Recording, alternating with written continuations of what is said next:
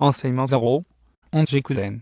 En japonais sur le bouddhisme leçon 28 le Mahayana, le bouddhisme du grand véhicule entre 150 ans avant notre ère et 100 après la dite ère naît un mouvement bouddhique, qui plus tard prendra le nom de Mahayana, grand véhicule, en sanskrit. Le Mahayana qui naît dans l'Inde actuelle se caractérise par une philosophie originale, portée par diverses écoles. La philosophie du Mahayana, le bouddhisme du grand véhicule. Sans être une révolution copernicienne avant l'heure, le mérite du Mahayana réside dans son identité sui generis. Le pourquoi du caractère non révolutionnaire du Mahayana, la philosophie mahayaniste n'est pas une création ex nihilo, à partir de rien. Le Mahayana relève bel et bien des enseignements du Bouddha. Lorsque l'on se réfère aux 5 périodes, classification des enseignements du Bouddha opérée par Tiantai, l'on constate que les 3 dernières périodes sont consacrées au Mahayana, période de Vaipulya, période de la sagesse, période des sutras du lotus et du nirvana. En clair, la doctrine du Mahayana n'en acquit donc pas véritablement à dater de 150 ans avant notre ère. Seulement, elle s'affirma davantage, en rompant les amarres, avec l'Hinayana sous le jour duquel il végétait. L'affirmation de l'identité sui generis du Mahayana. Le Mahayana prit son indépendance d'avec l'Hinayana à un triple niveau. Le revirement paradigmal. Le Bodhisattva, le nouvel idéal sous l'empire du Mahayana, le nouveau modèle de pratiquant s'appelle Bodhisattva, un être qui, aux antipodes de l'ara, ne lie pas son salut seulement à la culture de la sagesse, mais aussi à altruisme, bienveillance, ji, en japonais, karuna, en sanskrit, empathie à l'égard des autres. Ce faisant, le Mahayana démocratise le bouddhisme en le rendant accessible aux laïcs. Maintenant la pratique bouddhique n'est plus l'affaire des seuls moines, tout le monde peut y accéder.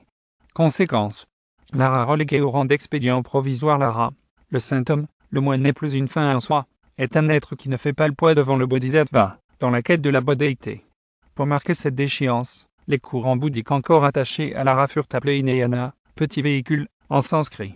Le nirvana n'est plus inconditionné. Le nirvana, sous l'empire du Mahayana, cesse d'être inconditionné. Dorénavant le Bouddha entré en nirvana, y met un terme, et retourne sur la terre. Ça au fin d'aider les autres à se libérer des souffrances de la naissance et de la mort. Les différentes écoles du Mahayana sous l'angle scolaire, 2 périodes sont à distinguer dans l'histoire du Mahayana. L'ère du bouddhisme indien, l'ère de l'expansionnisme du bouddhisme indien. Sous l'ère du bouddhisme indien, jusqu'au IIe siècle voire le début du XIIIe siècle, vers 1200, date de la presque totale disparition du bouddhisme du sous-continent indien, 3 écoles concouraient à donner au Mahayana ses lettres de noblesse.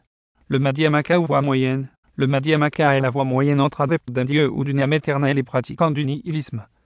Fondée par le plus grand philosophe indien de tous les temps, Nagarjuna, cette école démontre la vacuité en déconstruisant tous les concepts philosophiques. Le Yogacara ou Vishmavada initié par Asanga, et son frère Vasubandhu, au IIIe siècle, le Yogacara se veut une analyse docte des phénomènes, du conditionnement de notre psyché qui ramène toutes les perceptions à des productions de notre esprit. Le Vajnayana ou véhicule du diamant. Le Vajnayana, ou véhicule du diamant apparaît au Ve siècle. Cette nouvelle version du Mahayana est fondée par de puissantes techniques, des visualisations et des formules magiques dites mantra pour hâter l'arrivée de l'éveil.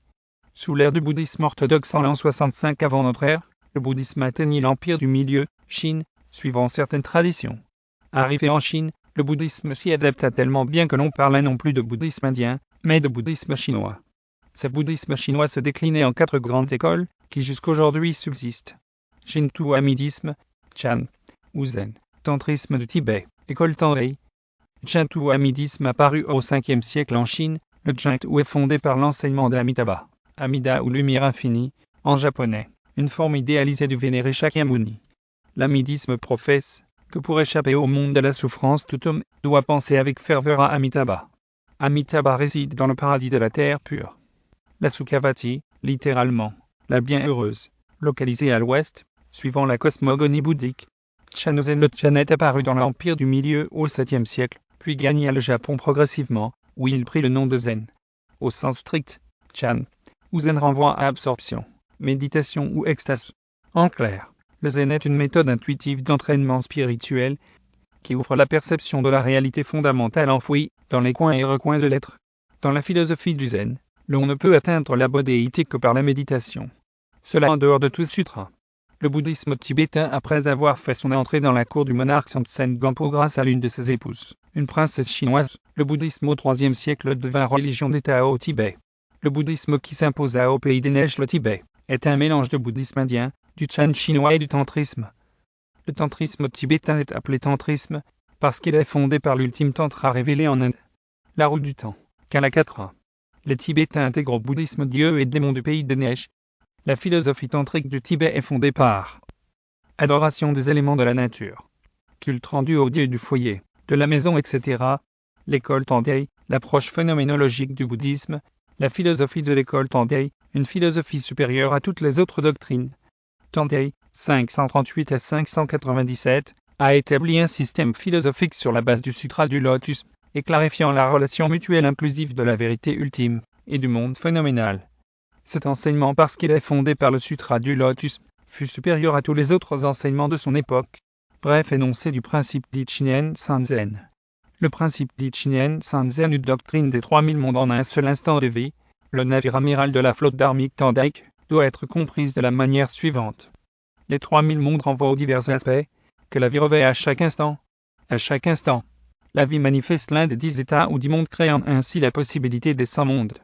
Chacun de ces 100 mondes possède les 10 facteurs et opère au sein des 3 niveaux d'existence, passé, présent, futur, ce qui aboutit à 3000 mondes. Le principe d'Ichinen Sanzen dans l'entendement du Daizonin. S'agissant de ce principe, Nichiren Daizonin écrit « In sur l'atteinte de la bodhité ».